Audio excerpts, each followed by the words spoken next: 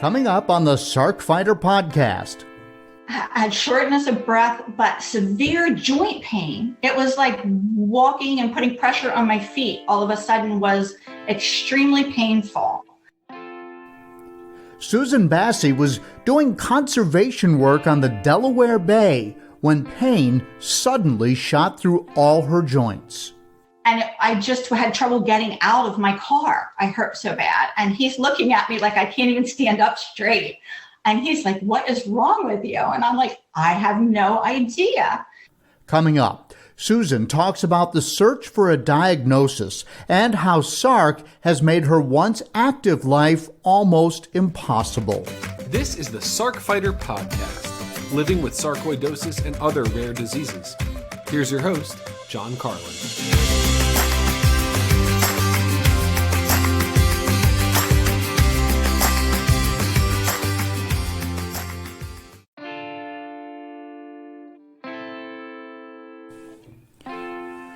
Hello and welcome. This is episode 31 of the Sarc Fighter podcast. I'm your host, John Carlin. This podcast is brought to you in part by a grant from Atar Pharma, and you can hear an interview with Sanjay Shukla, the CEO at Atar, on episode 17 of the Sarc Fighter podcast. There will be a link in the show notes. I do this podcast to offer fellow Sarc fighters, Sarc warriors, a little bit of hope. And later in 2021, the effectiveness of a new drug by Atar will be coming into a clearer view as clinical trials evolve. And if they live up to their promise, that would certainly be a reason for hope. The official Sarc Fighter song is Zombie by Mark Steyer and his band, the White Hot Lizards. You can hear Mark's story, the story behind the lyrics, in episode 12. He, as I said, is a fellow Sarc warrior. I call this the Sarc Fighter podcast because I'm fighting Sarc, you're fighting Sarc, whether you're a patient, a caregiver, or a research, and that's what it's all about. This is a place where we can all gather. People feel like they are alone. I hear that over and over and over. Even people who live in populated states will say, "I never met anybody else who had sarcoidosis, and now I can at least listen to what their lives are like or what people are doing to work on my problem." And so that's what this podcast is all about. And normally I release every other Monday, and I can tell by watching my stats that you all are looking for these uploads because those Mondays are by far the most listened to days for the Sarc Fighter podcast. So thank you for that. A couple of thoughts. If you're looking for back episodes, you've just stumbled onto the podcast through a Google search or a search with your whatever podcasting app you use. If you're trying to figure out what sarcoidosis is, please consider listening to my interview with Dr. Simon Hart in episode 2. That is a very popular podcast, and he goes over Sarcoidosis 101. You want to know more about me? My story is episode 1. If you want to know the backstory to the Foundation for Sarcoidosis Research, check out episode 11 with our founders, Andrea and Redding Wilson. Andrea is a Sarc fighter. And there is also a new group out there called Stronger Than Sarc, created by Frank Rivera, Cheryl Bradford, and Carrie Wong, and a couple of other people. But I mentioned their names because I know them, and they have already appeared here on the Sarc Fighter podcast, and they are doing some great work, and some of the most active Sarc patients I know who are out there doing great things to promote understanding of sarcoidosis and doing lots and lots of good things to help their fellow patients. Now, before we get into today's interview with Susan Bassi, I want to cover a couple of things. April is Sarcoidosis Awareness Month, and I'll be doing a special episode just on the month and all that FSR is doing to help promote awareness of the disease and also, of course, a little bit of fundraising as well. But let me just give you an overview of some of the things I already know about that are happening in April. So first of all, throughout the entire month, be looking for something called Steps for Sarc. And I'll just read the blurb. To help celebrate April Sarcoidosis Awareness Month, FSR will be hosting our first virtual step and fundraising challenge. We want to complete 9 million steps or 4,500 miles to raise awareness for sarcoidosis worldwide and raise $25,000 for crucial sarcoidosis research initiatives and patient support programs. So you'll be hearing a lot more about that through FSR. Watch your email, watch your social media, and I'll be doing a special podcast that will include a further discussion of that. Don't forget, April 13th is World Sarcoidosis Day, and we'll be having a virtual town, so to speak. Join the FSR staff and patient advocates, of which I am one, as we host a celebration and networking event that'll include trivia, stories, and much more. So that's April 13th. More about that coming up. April 17th, FSR Sarc Social, Fostering Growth and Resilience, the FSR Sarc Socials, patient-led networking opportunities for the sarcoidosis community to create networks of support with FSR's members from all over the world. So life with sarcoidosis, as we all know, is full of setbacks. It's full of renegotiating what you can and cannot do anymore and having a mindset focused on growth, which will change everything. So please join FSR patient advocate Trina Massey Davis as she shares her story on April 17th. Also on April 17th, Let's Eat Cooking, Nutrition, and Cooking and Nutrition class. Food is fuel for the body and soul, and FSR will be hosting our first ever nutrition education and cooking class. We will be learning together and cooking together friendly recipes that are Sarc friendly, and I'll be talking a little bit more about an advanced diet that I'm trying to sort of reduce inflammation in my body, and I'll get to that in just a moment. That's not related to what's going on April 17th, but wow. I'm so glad that we're starting to look at diet and the anti-inflammatory diet, because in my mind, that is a big way to tackle what we all have in addition to taking the often dreadful medications that we have to take to control Sarc.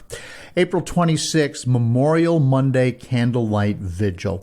FSR will be hosting our first Memorial Monday Candlelight Vigil to honor and remember those we lost to sarcoidosis. To celebrate the event, FSR has partnered with a candle company called Sense of Adventure to help celebrate life. And Sense of Adventure has made a custom candle for the event and will donate a portion of the candle proceeds back to FSR. I'll put a link to more information on all of these, including that within the show notes. And I am assuming, but I'm not positive, that will lead you to more information about purchasing a candle if you're interested. And then a couple of other things real quick. The date is still TBD. Ask the experts on Inspire. FSR hosting a week-long online educational opportunity for patients to have their questions answered by a leading expert in the field. Each day, the experts will be answering questions on different topics led by the multidisciplinary team from FSR and WASOG, the Center for Excellence at National Jewish Health. And then on April 27th, I believe is the firm date now, stay tuned, but I believe it is, there'll be a town hall on steroids and sarcoidosis. Raise your hand if you hate prednisone, or at least if you have a love-hate relationship with it. So FSR will be hosting a town hall to discuss the impact of steroids on patients and the need for more steroid-sparing agents. So how can we fix the problem without resorting to prednisone? And I am pleased to say that FSR has asked me to be the moderator of that. It will also include a patient speaker, a physician speaker, and an industry representative. And as of right now, the industry representative, I've just learned, will be Sanjay Shukla from A-Tire. So there'll be more information about that coming up, but I'm so pleased that they've asked me to be the moderator, which is kind of within my normal skill set as a television news anchor. I moderate lots of political debates and so forth, and that's just something that's kind of right in my wheelhouse, and so any way I can help them. I'm happy to do that. I know I'm going on a bit here before the interview today, but I'll have links to everything I just mentioned for Sarcoidosis Awareness Month in April in the show notes. Now, I have just finished a weekend-long virtual conference for FSR advocates, who are those of us who have volunteered to sort of help advance the cause through the Foundation for Sarcoidosis Research. And every year we have a weekend of training, and I'm just coming off of that weekend. I'm recording this on March 24th of 2021, by the way. And so just a couple of takeaways. We are reaching out, some Sarc advocates are reaching out to help other patients navigate their way through the disease. And so there was a lot of energy with our patient navigators talking about some of the different challenges that they faced or that they hear that patients are facing. And a lot of people are still having trouble finding doctors and finding solutions that no one else has answers to, because even folks like you'll hear with Susan Bassi, who's in the podcast today, she lives in New Jersey, not the most populated part of New Jersey, but certainly an area that's closer to major medical centers than much of the country. And she had a hard time finding the right doctor, finding a doctor that could help her with sarcoidosis. And that continues to be a problem. And I heard that over and over from the advocates who are probably a couple of steps down the road beyond the quote unquote average Sarc patient who's not following maybe the disease from 20,000 square feet. The advocates tend to be leaned in a little bit more, looking at the different things that are going on with the disease beyond their own situations. And even for them, it has been difficult. So, and then the other thing that I've heard mentioned over and over was people having difficulties with their insurance companies. Even people that know how to get through this are getting pushed back. And I've gotten a lot of pushback myself. Humira is something that is not always prescribed and is not an automatic prescription when it comes to sarcoidosis, and insurance companies will reject it until you appeal a couple of times.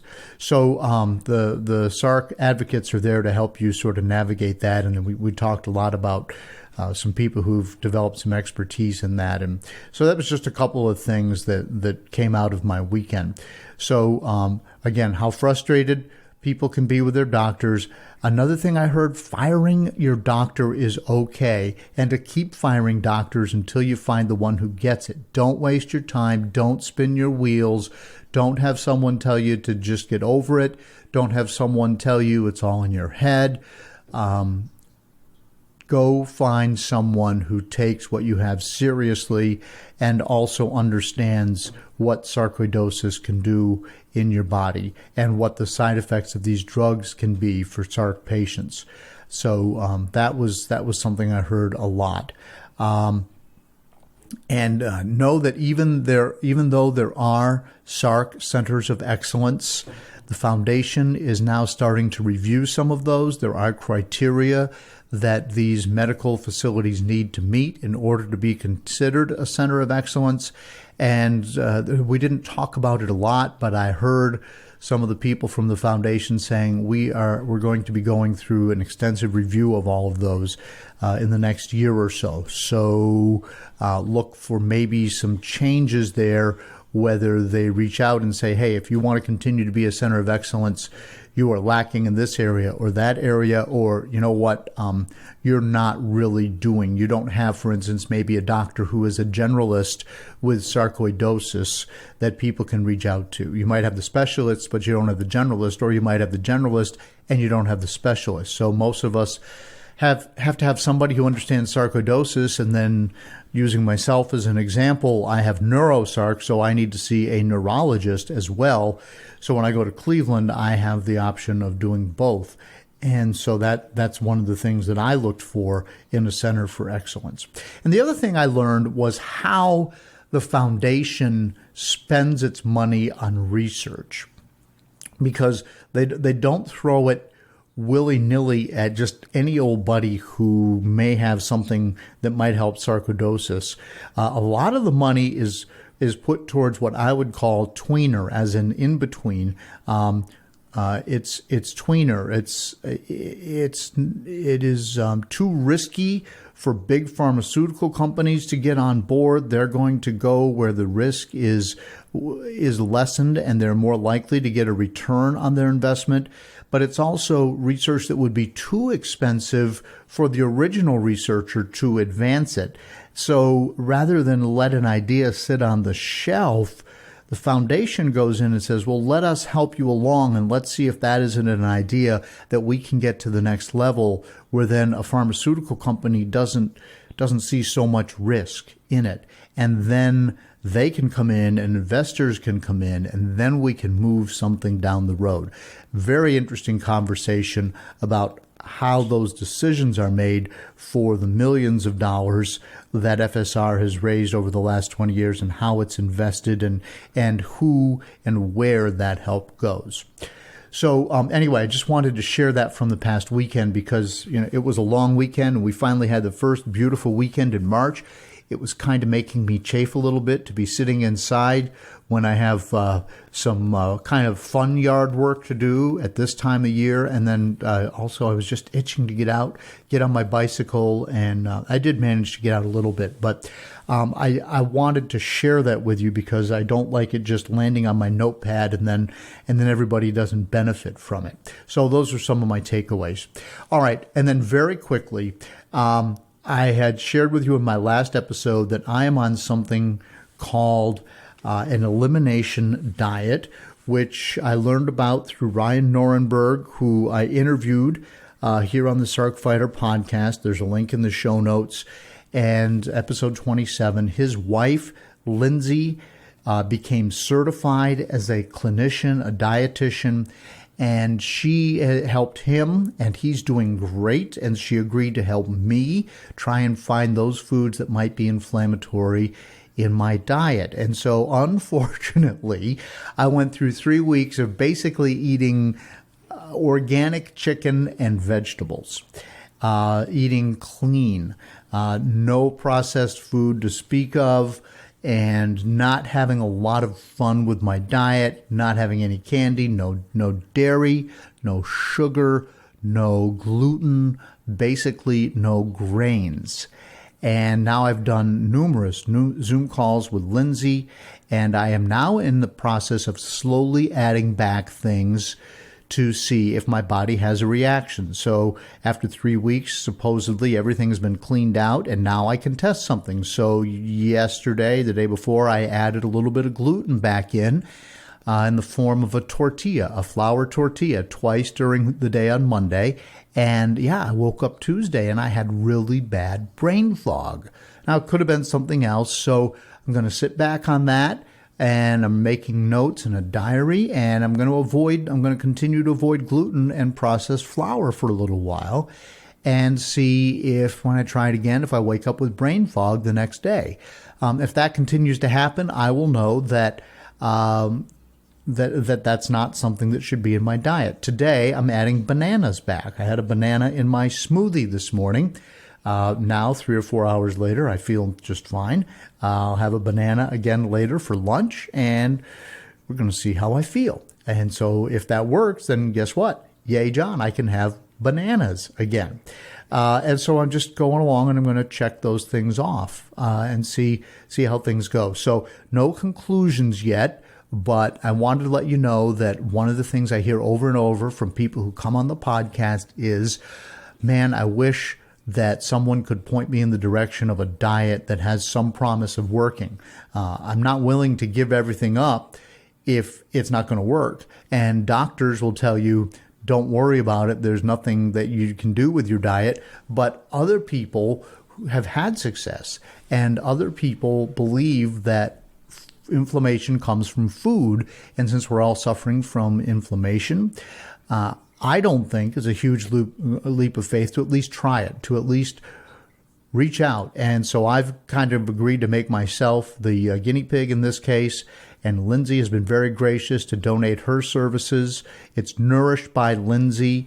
It'll be in the show notes. She is now taking paid clients, but I have found her to be wonderful and insightful and knowledgeable and compassionate. And She hasn't asked me to plug her services, but I certainly would say if this is something that you're interested in, reach out to Nourish by Lindsay. She's got a great website, and again, there'll be a link in the show notes. She did not ask me to promote that in return for the services. I am actually her first non-family client, so she's learning from me and I'm learning from her. Okay, I've talked way too much about me.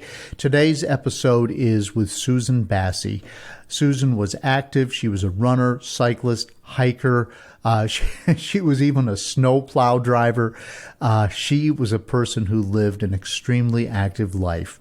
And as an outdoor person, one day she was volunteering. She was working with horseshoe crabs, which are these kind of crazy prehistoric looking crabs with this long tail, and they can get turned over in the surf and die. And so volunteers go out and turn them back over because they're very important to the ecosystem, everything from their eggs being eaten by seagulls to small fish or whatever. They're a critter that's really important to how things work.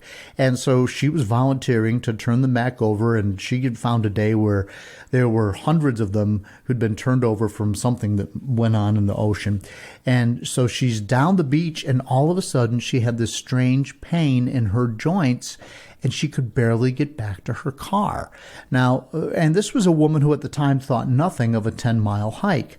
So she would eventually battle through. She was looking for doctors near where she lives in that densely populated state of New Jersey. Eventually, she would learn that it's sarcoidosis, and even with treatment, she's now been forced into retirement, and she has had to reimagine her life, and she's going to talk about that. So coming up, my interview with Susan Bassi here on the Sarc Fighter podcast. I feel a zombie, just feeding and stumbling.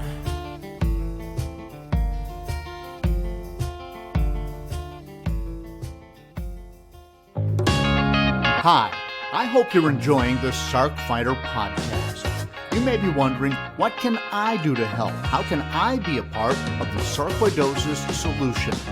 It's simple. Make a donation to KISS. Kick in to stop sarcoidosis. 100% of the money goes to the Foundation for Sarcoidosis Research. Look for a link in the show notes of the Sarc Fighter podcast.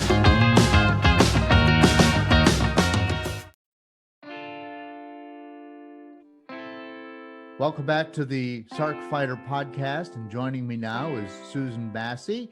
She is a fellow Sarc fighter and joins us today from her home in New Jersey. Welcome, Susan. Thank you. I'm excited to be here. Yeah. So you have pulmonary Sarc, am I correct? Yes, right now that's my primary diagnosis is pulmonary Sarc. I'm looking at other issues as well, but. All right. Well, we'll get into that here in just a little bit. First of all, I want to thank you because you are also an advocate for the Foundation for Sarcoidosis Research, doing your volunteer work, and you and I serve on some committees together. So this isn't the first time we've spoken. So thank you for all your hard work volunteering for FSR. It's definitely been an educational experience for me. I'm learning a lot through volunteering. So, not just helping, but also I believe it's helping me learn more about sarcoidosis and needs of other patients as well. Yeah. Do you find that when you're talking to other patients and seeing what other people are going through, that sort of normalizes what's a terrible situation for you? Absolutely. And it's one of the things that I was looking for support groups and information myself. Hearing what other people are experiencing really does normalize it. I think, oh no, that's exactly what I'm going through. And, sometimes you're not sure what symptoms are related to sarcoid or what are related to other things. And it's very confusing disease. Yeah, there you go. So let's tell the listeners a little bit about your situation, so maybe we can normalize somebody else's life. Okay. You, how long have you had Sarc? I actually started having major symptoms in 2016. As I look back at it now, I believe I started having symptoms at around 48, 49 years old. But I had asthma and allergies all of my life. So that kind of masked this diagnosis for me for a long time. We were just looking at, as I'm aging, maybe my asthma was getting worse and the symptoms weren't responding to the meds correctly. Gotcha. And then all of a sudden, something must have happened that you pushed past that sort of not misdiagnosis, but misinterpretation of what was happening. Actually, it was I've heard other people's stories that were really strange, like they're just, out exercising and doing things, and then all of a sudden one day. And that was what happened with me, basically. I was doing volunteer work, and I for several agencies back then before I got sick. And one of them is with New Jersey Wildlife and Game, and it's called Return to Favor. And we actually go out to the beaches during, I'm not sure if you're familiar with horseshoe crabs at all. Oh, absolutely. I've kept them in an aquarium. Yeah, well, and so they're very important to shorebirds and migration. They're laying their eggs and they feed all of these birds, and they're also great for medical studies. So, they're trying to preserve them.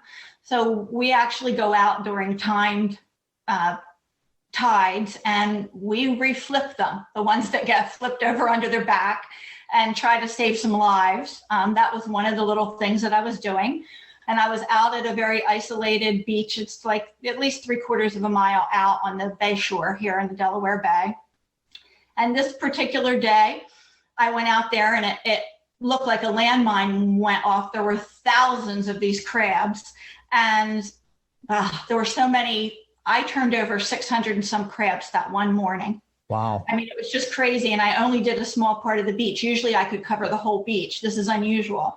So I started to head back to my car, because we're only allowed on the beach during certain hours during migratory bird situations. So, and all of a sudden, I just had shortness of breath, but severe joint pain. It was like walking and putting pressure on my feet all of a sudden was extremely painful.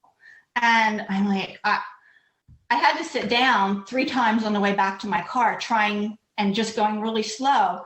And it was just out of the blue. I had like no symptoms while I was working doing this, and it was just all of a sudden.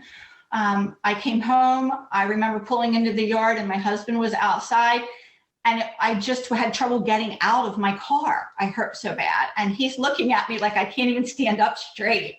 And he's like, "What is wrong with you?" And I'm like, "I have no idea." And that was really the beginning of my first major symptoms. The breathing, I again, was assuming that I might be having an asthma attack, but the joint inflammation that hit me, it was just, I just can't even explain it to anybody. I have no idea. And I'm such an exerciser and, biking, hiking, kayaking, that to me, walking 3/4 of a mile each way was not a big deal. I would have never struggled with that, Right. So that was really, as silly as it sounds, the onset of having major symptoms of it that interfered with my productivity. And so those symptoms are not consistent with anything I've ever heard associated with sarcoidosis. How did you get from that day to diagnosis? Well, it was actually over a year. And then my pulmonologist, it's a long story. I kept getting more symptoms is what happened. I started with that. And then, it sort of cleared up a bit. The joint pain, it subsided. And then I developed a rash. So I'm seeing all these different doctors for different things. I'm going to the dermatologist for the rash, the, rheumatologist or the orthopedic person to see what's going on with the pain. And when a lot of the joint pain subsided, I know it's a really odd symptom too, but I had heel and ankle pain on especially my right foot. They're saying fasciitis, plantar fasciitis. I have so many diagnoses from that period of time. I was even in a boot for my foot for like 8 weeks because nothing worked for it. And, then I started that summer with low-grade fevers and this extreme fatigue. And it just kept progressing for me. I just kept going downhill. My eyes were inflamed. I was coughing and congested, short of breath. My airway was irritated, and I have this hoarseness that I still have. It made it very difficult for me to work. I was doing part-time outpatient therapy. So you do a lot of talking, obviously, during therapy. And I kept really running out of steam with that. And I was just some days walk through a store. I was in such pain with the joints and my foot. So let me see, they treated me for Lyme's disease. I had 2 rounds of being treated for Lyme's because I did have a positive for Rocky Mountain spotted fever come up. I did have a high C4 level on my blood work, and my doctor felt that, that could be indicative of some Lyme's at the time. Which would be consistent with A, New Jersey, B, being out in, nature all the time, where you could get bit by a tick. Yeah. So all that's consistent. All right. Why not? So I did feel better after my first round of doxy. I took that doxycycline for a month, and then I felt better for a couple of weeks. And then the fever came back again. And then all the symptoms and the fatigue and and in a couple of months, she treated me again, a couple of weeks of it for, maybe a reflare of the Lyme's, she's saying. And then they were worried about maybe I had mold exposure, and I really, have covered the gambit with it. I've even been to an infectious disease at one of the major hospitals here in New Jersey, and it was fibromyalgia, and they were sure that within a year and a half, I would be fine. Just take a antidepressant to help with the pain. But then, fibromyalgia doesn't involve your lungs. And I was like, this can't be it. I don't think that's the answer. So, my pulmonologist I had a really bad year that year. And in the winter, I had some fluid in my lungs, and I was really struggling all winter. And they went in and did a bronchoscope, and, they had seen that I had some nodules in my lungs. And I asked if he would do a biopsy when he was in, and he was going to try that, but he felt that the location of the nodules was very iffy and that he might puncture a lung doing it. So he didn't want to do that.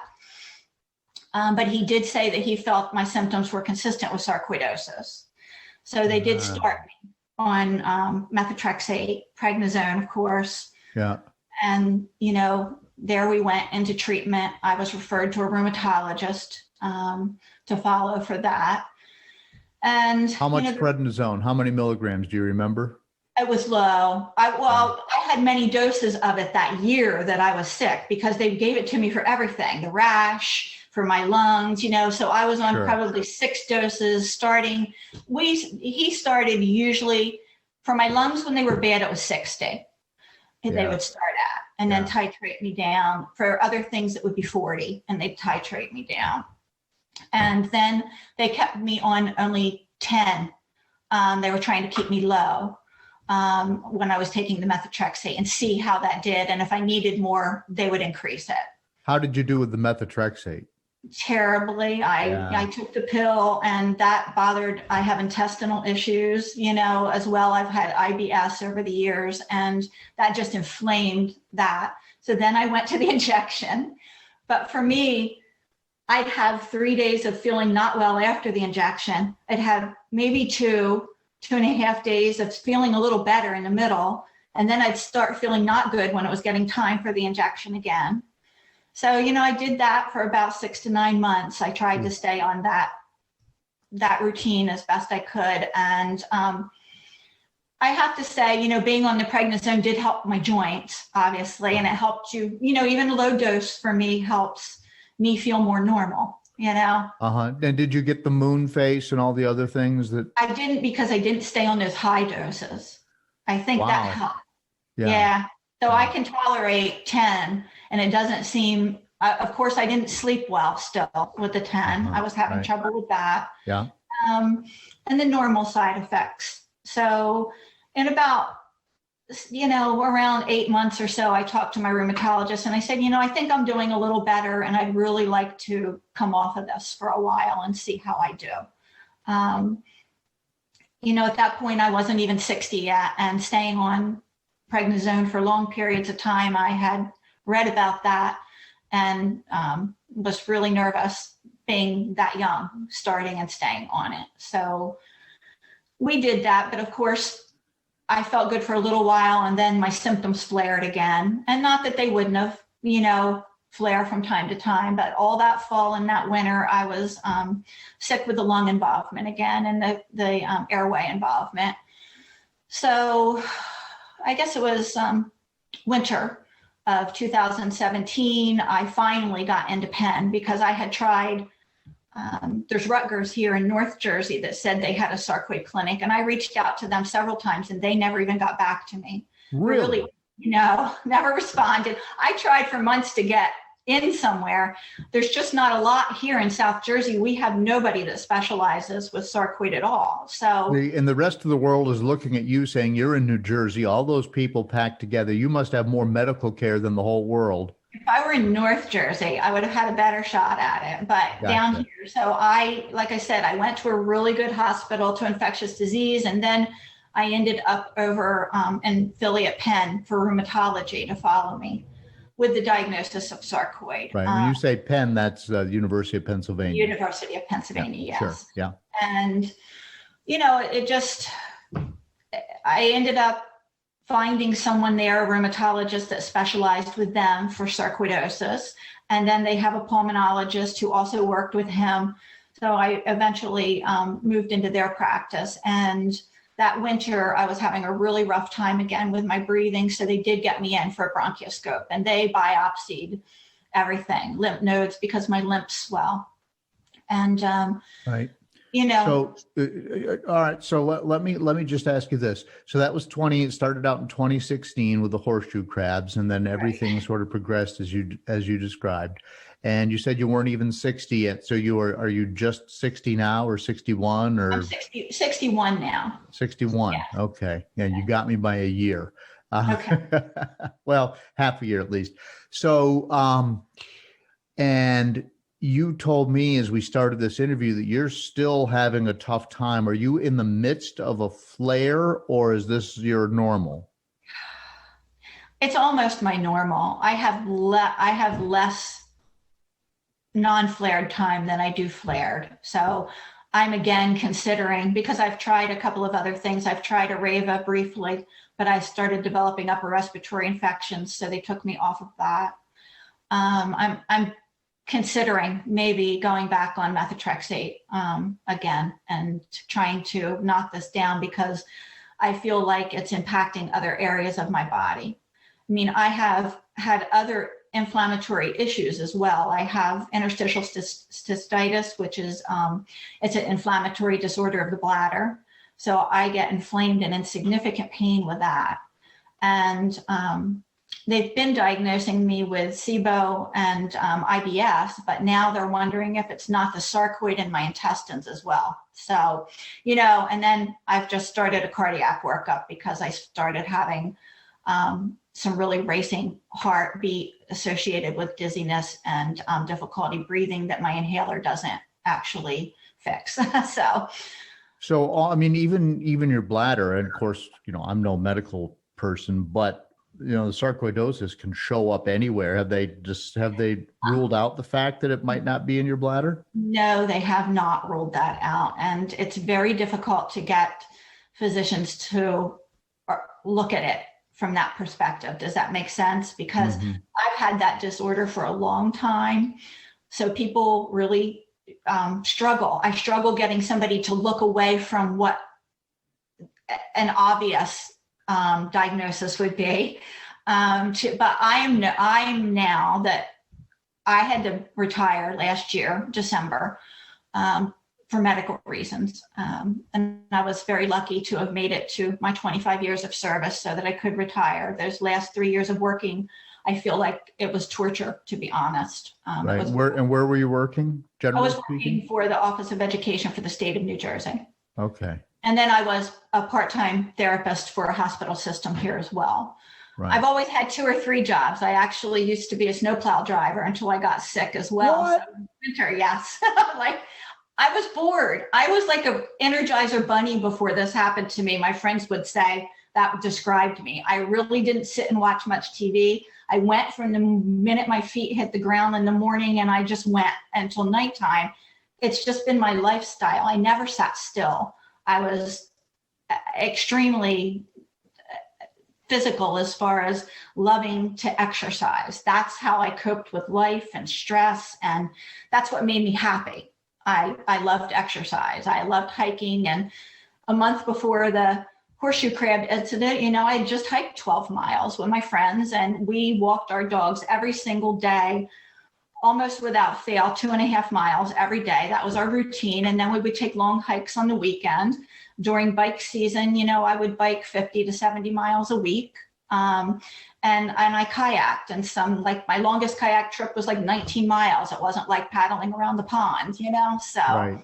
I really love being physically active. It's what I do, and it's what heals me from anything. If I'm struggling with anything or just had a rough, stressful week at work, or, so this has been a total life change for me. It feels like sarcoid really took my entire previous existence away, and I had to figure out who this new person was going to be. So it's been a long journey. Your story and mine are just so similar. And I've heard so many. Pardon me? I've heard so many on your podcast that have the same kind of stories. But so, we were talking about all of these symptoms, and then, I'm going into physical activity, but I really feel like now that I've been able to be retired and focus on what's going on with my body more, like I can actually take time. Before it was just surviving, getting to work, surviving, getting home. So, I didn't feel like I could pay so much attention. But when I start to flare, I'm going to call it a flare, even though some doctors don't want you to, but when my symptoms start to increase, it goes from, I get the fatigue and I go, okay, here we go, and then I start with my airway issues a lot, but then it moves into my intestines are in such pain that they're sort of touch. And then the bladder flares up on top of it. And then, I just get so down that sometimes I look at my closet and I just get teary, because the thought of having to get dressed is such a exhausting experience. So it sounds dramatic, but it really does impact your life that severely. And unfortunately, I have a lot of those cycles. So, I really have to look at that in the near future. But I think we spoke before, my doctor at Penn, my primary, moved on and left. And I really don't have a primary sarcoid physician right now. So I'm really looking around to reestablish a relationship somewhere where I can do that and get started back on some treatment, probably. Well, people who listen to the podcast know that I'm a huge fan of my care team at the Cleveland Clinic. And I drive 7 hours to get to the Cleveland Clinic from my house once or twice a year. And of course, now with COVID, thinking about virtual visits, but I cannot say enough good things about those folks. And I don't understand why you're not on at least 60 milligrams of prednisone right now, based upon not my medical expertise, but just what I hear and what I've experienced when I've had similar feelings to what you have. It's like, it's the devil's tic tac, right? I have so many negative effects of prednisone, but it does seem to take care of the sarcoid issues, at least until you can get it under control. So you can't take it forever because of all the negative long-term side effects, which we've talked about on the podcast. But Man, I tell you, I don't know. Well, I went through a phase where I couldn't kayak, bike, run, walk my dog, all the things that you mentioned, hike. Yeah. We live here in the mountains of the western half of the state of Virginia. And I just want to tell you how much I sympathize with your situation because it's so difficult. What is life like for you day to day now? It really depends on the day. Some days I just, I had a week where we were able to get out for a bike ride and, but my bike ride is limited, and slow, and I pick my courses. So one of the things that we're now trying to do is travel to go to rail to trails for bicycling so that, I have more ability to plan my trip, more ability to measure out the grade that I'm biking on, and it's a little more controlled. So that's what we're trying. I'm trying to modify my life. Now, some days like today, I wouldn't be able to do that because of my airway and things like that. So we really never know, and that's the hard part. I can go to bed, tonight and say I felt really decent and I'm planning a day tomorrow, and I can wake up and go, oh, where's the truck that hit me? It's very unpredictable. I don't have long periods of time where I'm not impacted by it right now. So, if I got a week per se, I'm really excited when I get a week. If I get 2 weeks, I think like I've been given a big gift. And, right. I think the longest I've had since I've been diagnosed is 2 months. I had 2 months last spring where I really felt like I had a reprieve. I had a little more energy. My breathing was not bothering me. And then I just run out the door as fast as I can and do as much as I can on my days where I feel better. And we fit in what we can. And we've significantly changed our lifestyle. We used to travel 4 or 5 times a year. We've been all over the world, China, you name it. And we just were very active outdoors and, into New York all the time and just never sat home. And that's changed significantly. I have to really measure out when we're going places and when we're going to take a trip and how that's going to look. Can I take some medicine? Like sometimes I get the doctor to give me medicine before I'm going so that, I will take some prednisone during the time that I'm traveling to try to help get through that time. But I can't say that it's anything like it used to be. I've had to, I think if you've been so active and so busy in life, this slowdown has really been difficult to adjust to. And even though I'm a therapist, last year I decided to see a therapist for myself for about 9 months because I was really struggling with accepting that I was sick, to be honest with you. I kept thinking, I'm going to beat this. I'm going to beat this. I'm going to get, okay, this one knocked me down, but I'm up again and I'm going to beat it. But each time I looked at it like I failed when I didn't beat it. You see what I mean? So I'd try to start going back to the gym. I'd be to the gym for 2 weeks, starting to do some weights again and think, oh, I'm starting to be able to lift a little more. And then I'd get hit again and I wouldn't be able to go. And it just kept doing that for 3 years. And to be honest, I got pretty depressed and anxious because making plans makes you anxious because you have to cancel the plans. I don't get to see my family regularly because I have to cancel when I'm sick. I was missing, you're missing special events with your grandchildren. It's disheartening.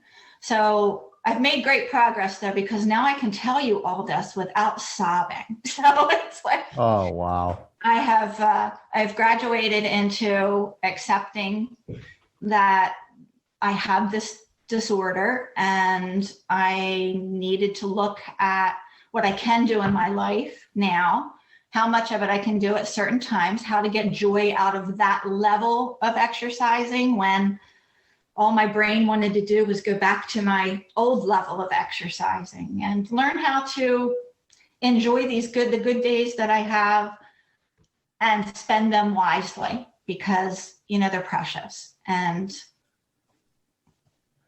that's what I do. Yeah. So a friend of mine who's about 5 years older than us once told me that when he reached 60, he felt like, in terms of his life, it was the same as the Thursday of your week of vacation at the beach. So it's like he just felt like, because then you start panicking, the vacation's over. And so I've kind of used that, but now you add sarcoidosis into the mix. What day of the week would you say you feel like it is? Oh, a lot of days I think it's Friday. It's like, Right. I'm like, I just, life is short. And at this age, you do feel, I think, more need to appreciate all of your days. But this disorder really makes me appreciate everything. I mean, Right. I appreciate the smallest things now, really. I get excited when there's a new bird at my feeder. It's like, I'm just really grateful for my husband as a really huge support system for me. I appreciate that every day. I think I take one day at a time now and really focus on the small things, where I used to run through life a lot. You're speeding ahead. And so the slowdown isn't horrible in some ways. It allows me to focus on the little joys that life brings you, and spending your time with family. You appreciate all those moments, Yeah, the little things really do start to stand out and make a difference. And They do. I can remember when I was amped up on prednisone and also seeing a therapist, and she asked me, well, how are you feeling? And I said, oh, I just stood next to my car and listened to the birds in the yard today. Yeah. Which, I've never been a kumbaya moment type of person, but, and it sounds kind of weird even to say it out loud.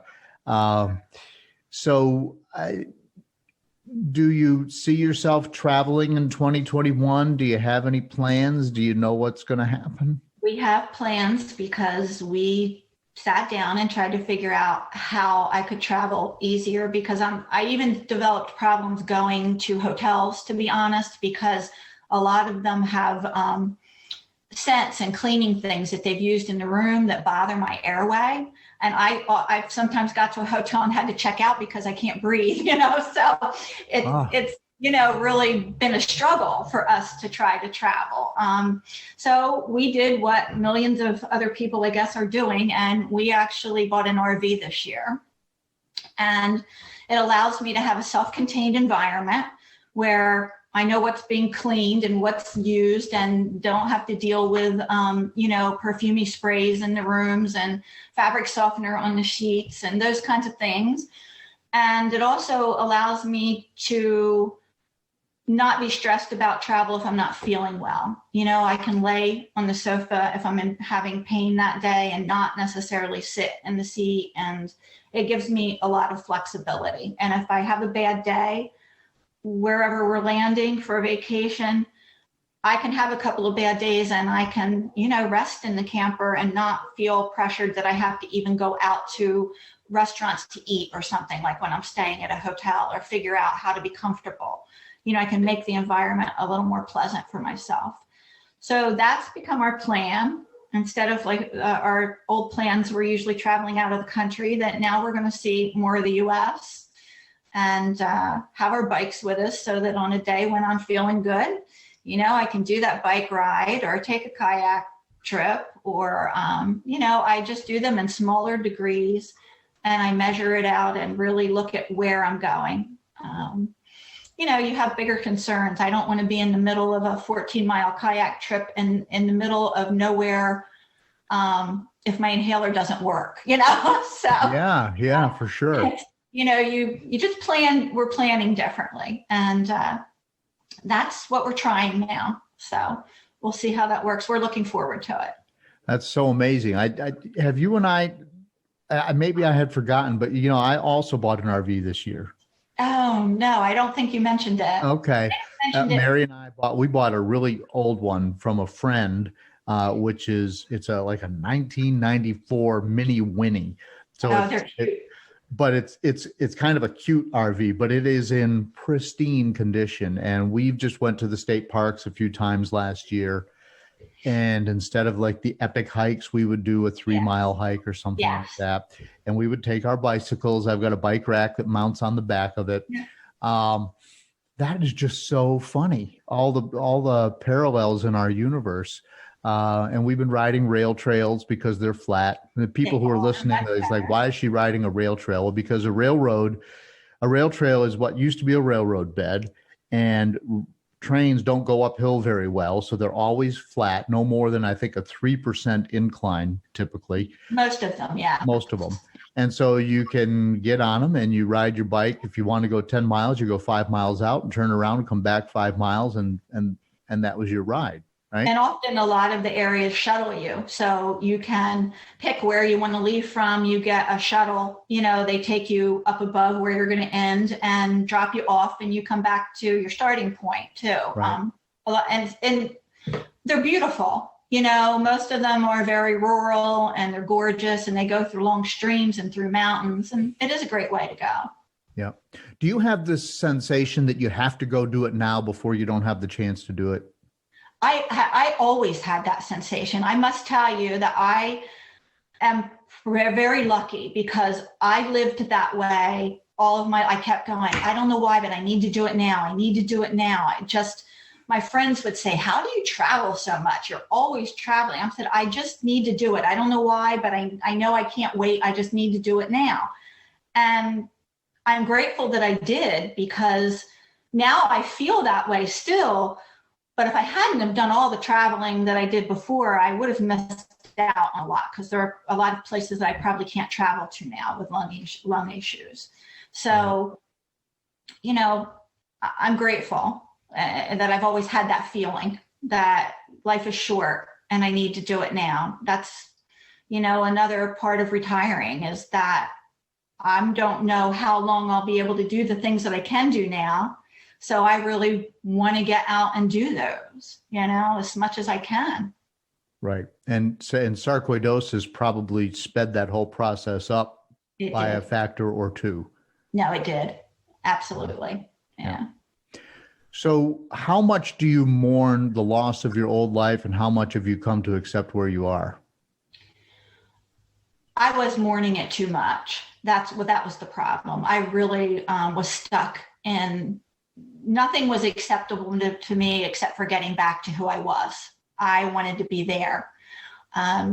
Now I'd say over this last year, I've really had a handle on that. I feel much better about it. I really feel that I've accepted that this is my new normal, as they call it, and that I just have to work with it.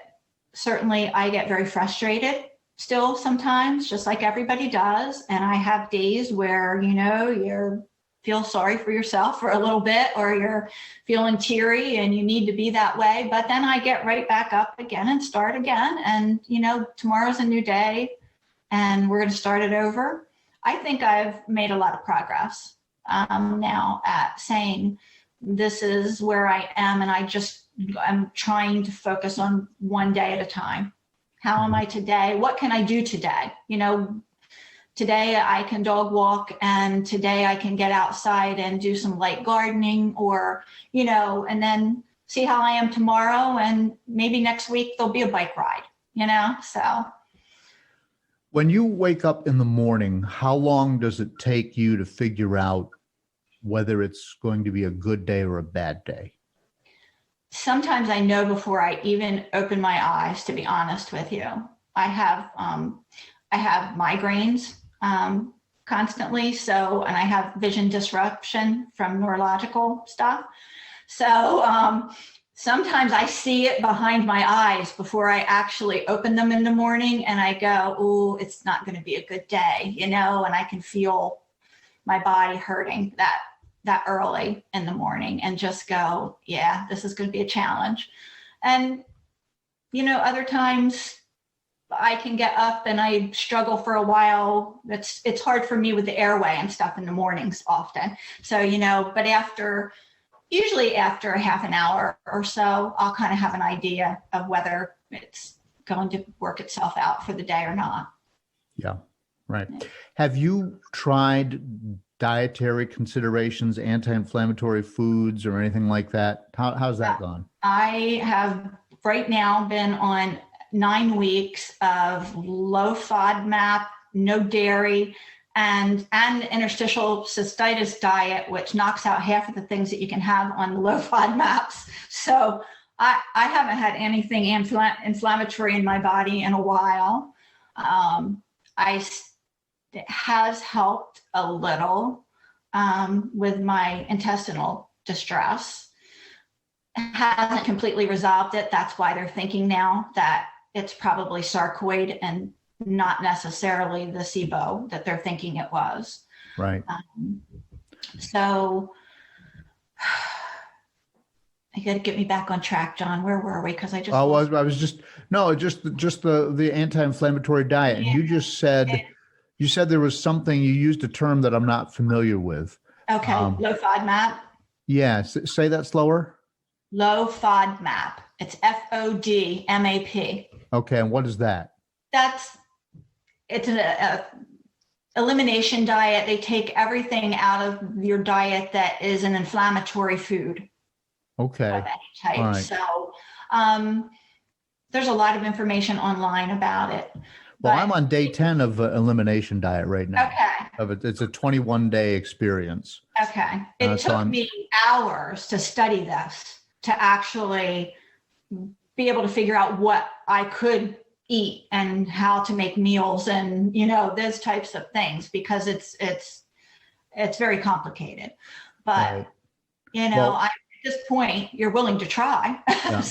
So yeah, I'm on no dairy, no sugar, no grains. Yep. And my dog is barking, so It's okay. I might have to make an edit here. She stopped. And okay, so I'm on, no sugar, no dairy, no grains. Basically, I'm eating a lot of vegetables and organic chicken. Right. And and I'm having smoothies, and I'm eating chia seeds, and I'm eating hemp hearts. Uh-huh. And I've got a coach, which I've actually talked about on the podcast. It's Lindsay Norenberg, whose husband Ryan is a fellow Sarc fighter, and she became a nutritionist, a holistic nutritionist or dietitian. I use the words interchangeably. I'm sure people in that sector don't, but to me, they're the same. And she's been coaching me through this and sending me recipes and so forth, which I'll be happy to share with you. That's great. Yeah. So how long have you been on this elimination diet? It's been about 9 weeks now that I've been on it. So Wow. What I do now is I try to introduce something back in from a category. And you try it in a small quantity day 1, a little larger day 2, and then day 3, and you monitor. And then I do 3 days of back on the diet, and then I'll try something else to see, what might be inflaming me in some way. So what was the first thing you reintroduced? Dairy. I really miss an ice cream once in a while now. It's like, and the dairy does not seem to bother me so far, And then when I go off of it again, and I'll try something different the next time. Like I've tried milk for 3 days. And then the second time I did try some ice cream, and that seemed to be okay. I haven't tried like yogurts yet, or, some other things. But cheese, have you tried cheese? Cheese, I think I need to keep in real moderation. I can see the difference when I have too much cheese. Yeah. So I think I really have to keep that small amounts. And that's part of the FODMAP diet. Eventually, they want you to be able to have more of the food categories back, but you only eat them in size portions, because then over that size portion creates inflammation. So, you can have some variety, but very limited. Like I'm allowed 20 blueberries. Okay. It's like a 20. tablespoon of cranberries. Anything that's sugary or sweet is very limited amounts. So. Yeah, I can't even have an apple right now. No, I can't either. I haven't even tried the apple part yet. So I never thought I would crave an apple so much. I know. Yeah. I agree with you. That's one of the things I miss are apples. Now, I did try the mango back again, and that did not work out well for me. So I'm thinking mangoes are not going to be it, but they're on a fructose level, like a fructan. The mangoes and the apples are on a completely different level in the food map. So I can't even remember the category that it's in, but it's in a different category than mangoes, believe it or not. So wow. Yeah. I the sugar part is just killing me. I'm just still craving sugar, but everybody keeps saying stay with it, and the craving will go away. It'll go away. Yeah. But I still want to see if this is something that can help me keep the inflammation out of my body and keep me feeling better. Right. So that I can go do the things that you've been discussing. And so we'll see. So eggs, I wanted to ask you about eggs. Did you put eggs back in your diet? Eggs seem to be one of the things that I can have that do not cause me any issues for some reason. So I try not to have like eggs every day. I try to, have oatmeal one day and eggs another day, break it up a little bit, but that's pretty much my mainstay too, having eggs with some vegetables. Mm-hmm. Have you ever asked your doctor if he or she thought that this diet would work? I haven't asked my sarcoid doctor that. No, I've only asked the gastroenterologist that. So, and I saw a nutritionist to work on this plan for a while. Okay. All right. Because the doctors have always told me that they don't see any connection between. They don't.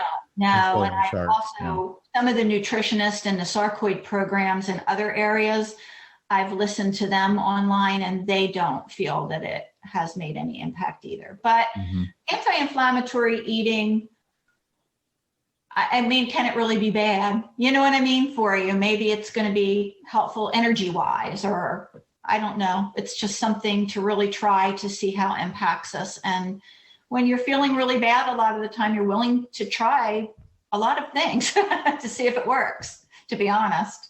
Because everybody says, how are you so diligent with this diet? Even the nutritionist is like, not many of my clients are this diligent with it. And I'm like, because I really want to see if it works. I need to know, if this is helping or not. So don't you put the same energy into the diet that you do in training to get up to a 50 or 60 mile bike ride? Yes, I do anyway. It's like, I dedicate myself to it. I focus and and I practice. So, yeah. Yeah. What kind of bikes do you take on your RV? Right now, we just have Canon crossovers that we take. That's what I switched to. I have had, in the beginning, I used to ride a Trek road bike and I had a Trek mountain bike. And then my last one that I bought was a Jamis